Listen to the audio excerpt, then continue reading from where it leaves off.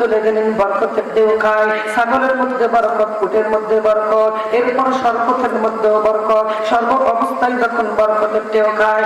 ও মুসলমান বাপজান, হালিমাতুস সাদিয়ার কোলের মধ্যে শুধু নবী মুহাম্মদ ছিল না, হালিমাতুস সাদিয়ার আরেকটা সন্তান ছিল, নাম ছিল আব্দুল্লাহ। হালিমাতুস সাদিয়া দুইটা সন্তান ডান কোলের মধ্যে রাখতো মুহাম্মদকে, বাম কোলের মধ্যে রাখতো নিজের কলিজার টুকরা সন্তান আব্দুল্লাহকে। ডান স্তন থেকে মুহাম্মদকে দুগ্ধ পান করাইতো, আর বাম স্তন থেকে দুগ্ধ পান করাইতো আব্দুল্লাহকে। একদিন হালিমাতুস সাদিয়া পরীক্ষা করতে চাইনি না, আমার কোলের মধ্যে যে সন্তান পাইছি, ও দুনিয়ার মানুষ রে, আমার কলিজার টুকরা সন্তান আব্দুল্লাহকেও তো কোলে নেয়, কিন্তু কোলে নেওয়ার পর এত শান্তি নয়।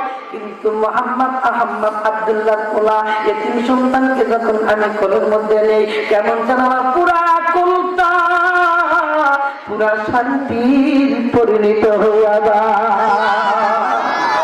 ও পৃথিবীর মুসলমান ভাইরে, মা হালিমাতুস সাদিয়া রাদিয়াল্লাহু তাআলা আনহা বলেন, একদিন আমি পরীক্ষা করলাম। কি পরীক্ষা রে বাবা? হালিমাতুস সাদিয়া একদিন মুহাম্মদকে ডান স্তনে এরকম দুধ পান করানোর পর আস্তে করে মুখটা বাম স্তনে নিয়ে যাওয়ার চেষ্টা করলো, বারংবার চেষ্টা করে, কিন্তু নবী মুহাম্মদ ডান স্তন ছাড়া বাম স্তনে কোনোদিন মুখ তাকায় নাই। আল্লাহু আকবার বলে না। হালিমাতুস সাদিয়া একথা স্পষ্ট ভাবে বলে দিল, রে এ দুনিয়ার মানুষ, তোমরা এমন একজন নবীকে পাইছো যে নবী শিশুকালেও কিন্তু কারো হক মারা খাই না। কেন হক মারা খাইনি? প্রমাণটা কি? নবী মুহাম্মদের জন্য ডান স্তন বরাদ্দ ছিল, হালিমা চেষ্টা করছে বাম স্তনে মুখ ঢাকার জন্য, নবী কিন্তু মুখ ঢাকাই না। কেন রে মুসলমান?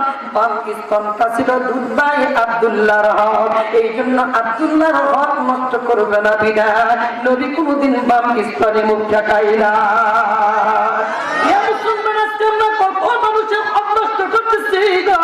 দোকানে বাকি খাই, পরিশোধ করি না। আজকে ছোট বোনকে ঠকাইছি, ছোট মেয়েকে ঠকাইছি, বড় মেয়েকে ঠকাইছি। আমরা যদি নবীর জিন্দেগি থেকে আমরা যদি শিক্ষা গ্রহণ করি, আমরা কিন্তু হক মারা খাবো না। আর নবীর জিন্দেগির আদর্শ হলো হক মারা না খাওয়া। এই ছোট্ট